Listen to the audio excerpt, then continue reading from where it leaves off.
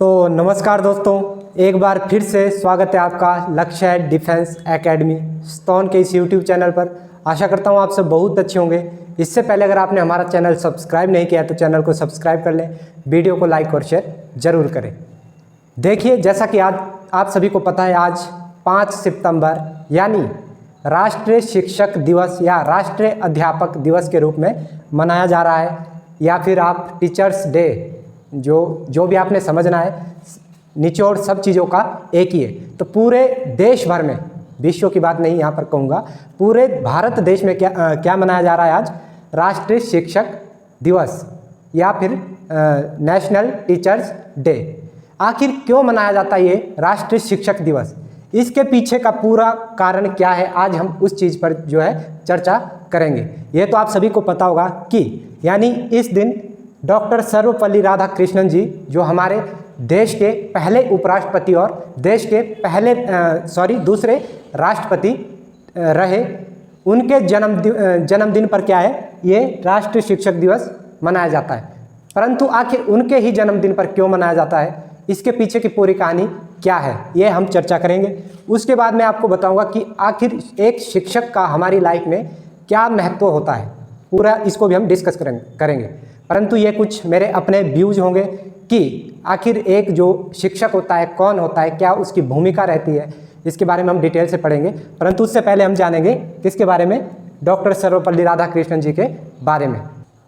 उससे पहले आप सभी को एक बार फिर से राष्ट्रीय शिक्षक दिवस की बहुत बहुत शुभकामनाएं, क्योंकि आप भी किसी ना किसी की लाइफ में एक अच्छे अध्यापक हो।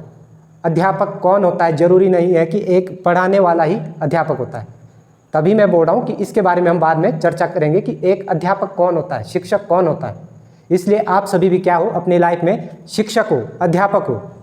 तो एक बार फिर से आप सभी को राष्ट्रीय अध्यापक दिवस की बहुत बहुत शुभकामनाएं।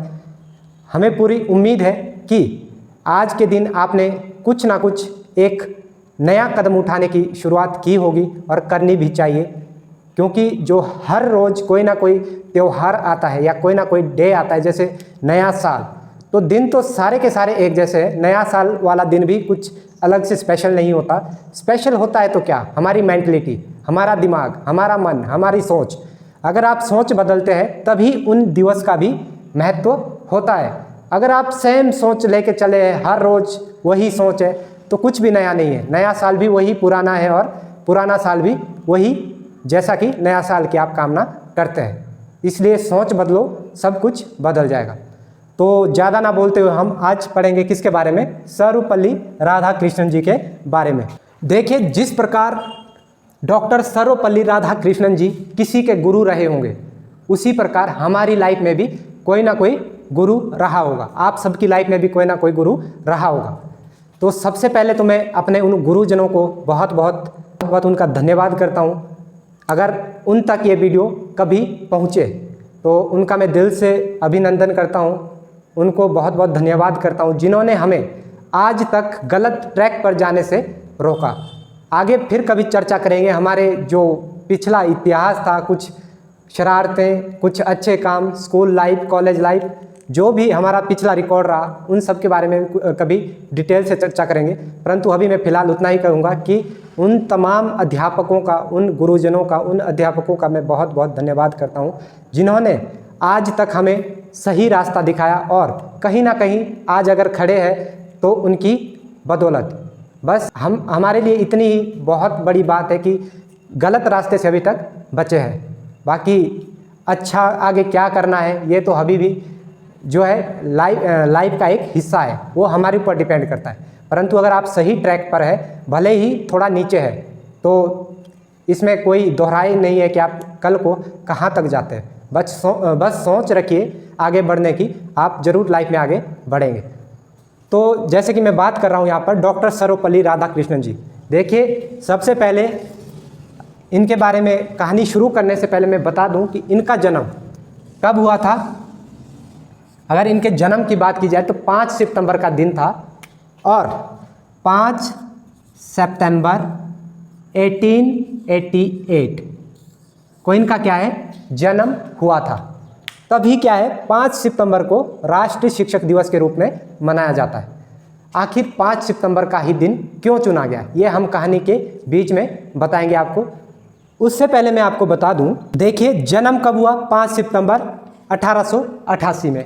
कहाँ पर हुआ, आंध्र प्रदेश के सर्वपल्ली नामक गांव है एक। बहुत सारी जगह आपको ये कहाँ मिलेगा, तमिलनाडु।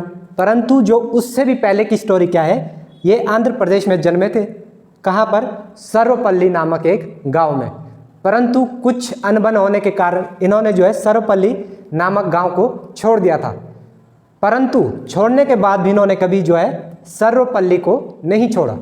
इन्होंने अपने नाम से पहले जो है इस नाम को लगाना शुरू कर दिया, तभी तो इनका नाम क्या बना, डॉक्टर सर्वपल्ली राधा कृष्णन। पहले इनका नाम था राधा कृष्णन। परंतु गांव त्यागने के बाद ये दूसरी जगह शिफ्ट हो गए, परंतु इन्होंने जो है गांव का नाम अपने नाम से पहले जोड़ दिया। तो ये थी जन्म की बात। अगर मृत्यु की बात करें तो इनकी जो देहांत हुआ था 17 अप्रैल 1975। 17 अप्रैल 1975 को क्या इनका देहांत हो गया था। तो ये तो थी बात किसकी, जन्म और मृत्यु की। अब बात कर लेते हैं कि इन्होंने जो अपनी लाइफ में संघर्ष किया, अपने जीवन में संघर्ष जो किया, जहाँ तक आज वो इस मुकाम पर या दुनिया के हर लोगों के दिल में बसे हुए, उन्होंने ऐसा क्या किया अपनी लाइफ में। देखिए ये पढ़ाई में क्या है, शुरू से ही अच्छे थे। उनका स्वभाव की अगर बात की जाए तो बच्चों के साथ जो प्रेम था, लोगों के साथ जो स्वभाव था, बहुत ही निर्मल स्वभाव के व्यक्ति थे। तो पढ़ाई में लगन और मेहनत की वजह से क्या है, दर्शन शास्त्र के एक लेक्चर बने थे। बहुत ही कम उम्र में जो है इन्होंने MA की पढ़ाई खत्म कर दी थी, लगभग 20 से 21 वर्षों की आयु में। उसके बाद 24 से 25 की आयु में ये क्या है, दर्शन शास्त्र में लेक्चर बन गए थे। उसके बाद 1917 की बात है, जब इन्होंने दर्शन शास्त्र में अपनी बुक लिखी, उसका नाम था the philosophy of Rabindranath Tagore. ये उनकी जो प्रसिद्ध बुक थी, जो हर लोगों के दिल में जिसने राज किया। बहुत ही मेहनत से लिखी गई पुस्तक और बहुत ही कम उम्र में पुस्तक लिखी थी। सर्वपल्ली राधाकृष्णन एक क्या है, शिक्षक ही नहीं थे। ये जो है एक ऐसे महान पुरुष थे जिसमें वह अपने जीवन में मेधावी छात्र, महान दार्शनिक, एक प्रसिद्ध शिक्षक और बहुप्रसिद्ध लेखक भी रहे। तो ये तमाम सारे गुण उनके अंदर थे। इसलिए हम यही नहीं कहेंगे कि वो सिर्फ और सिर्फ एक शिक्षक थे, इसके साथ भी उन्होंने बहुत सारी क्षेत्र में जो है लोगों का दिल जीता। तो देखिए इतनी सारी खूबियां होने के बाद ही वह क्या है, देश के पहले उपराष्ट्रपति। आप सबको पता होगा कि भारत के पहले उपराष्ट्रपति कौन थे, डॉक्टर सर्वपल्ली राधाकृष्णन। और ये लगातार 2 बार उपराष्ट्रपति चुने गए थे। अगर इनके कार्यकाल की बात करूं तो 1952 से लेकर 1962 तक ये क्या रहे, भारत के उपराष्ट्रपति। यही नहीं, ये भारत के दूसरे राष्ट्रपति भी बने थे। तो देख लीजिए, एक अच्छे छात्र से लेके कहाँ देश के सर्वोच्च पद तक वो किस तरह से गए, ये सोचने वाली बात है। अगर छात्र वाली भूमिका देखें इनकी, तो उसमें क्या है, बहुत ही अच्छे रहे। उसके बाद पढ़ाई में जो बहुत सारी कुशलता इन्होंने हासिल की, उसके बाद लेक्चर बने, एक अच्छे दार्शनिक बने, और फिर भारत के पहले उपराष्ट्रपति, वो भी लगातार 2 बार, और फिर जो देश का सर्वोच्च पद कौन सा, राष्ट्रपति, उसके बाद जो है राष्ट्रपति बने। तो 1952 में जब भारत के पहले प्रधानमंत्री कौन थे, पंडित जवाहरलाल नेहरू जी, और उस समय जो हमारे राष्ट्रपति थे डॉक्टर राजेंद्र प्रसाद जी, उस समय ये हमारे क्या थे, पहले उपराष्ट्रपति बने थे। उसके बाद डॉक्टर जाकिर हुसैन क्या है, उपराष्ट्रपति के पद पर आ गए थे, और जो हमारे सर्वपल्ली राधाकृष्णन जी है वो राष्ट्रपति के पद पर आ गए थे। तो ये थी इनकी कुछ कहानियाँ। बाकी जो बच्चों के लिए इनकी क्या एडवाइस थी, इन्होंने कहा था कि बच्चों को बेहतर बनाने में क्या है, शिक्षक का एक बहुत बड़ा योगदान होता है। देखिए ये एक हकीकत बात है कि एक परिवार या एक माँ बाप जब अपने बच्चे को अपने परिवार से अलग करता है तो पहला स्टेप क्या होता है, स्कूल। कभी भी आपने देखा होगा कि एक माँ बाप अपने बच्चे को कहीं नहीं भेज सकता, परंतु स्कूल क्या है, मजबूरी भी होती है और एक विश्वास भी होता है। विश्वास के साथ ही वह स्कूल तक भेजते अपने बच्चों को जब वो मात्र सिर्फ 3 वर्ष का होता है। तो एक अध्यापक के ऊपर कितनी जिम्मेवारी होती है, उस जो बच्चे को है निखारने में कितनी मेहनत करनी होती है, ये एक शिक्षक ही जानता है।